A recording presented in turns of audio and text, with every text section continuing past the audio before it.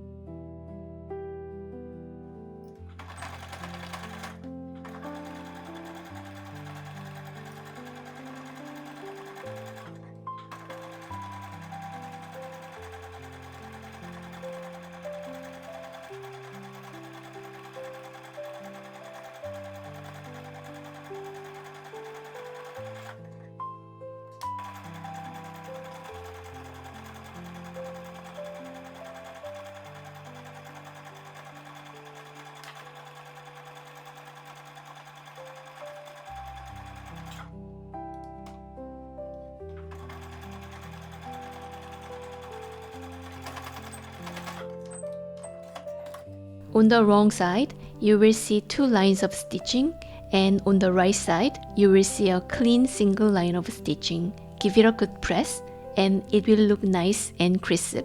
If you enjoy tips like this, don't forget to like and subscribe. Hit the little bell so you won't miss future videos. Thanks for watching. I will meet you in my next video very soon. 안녕.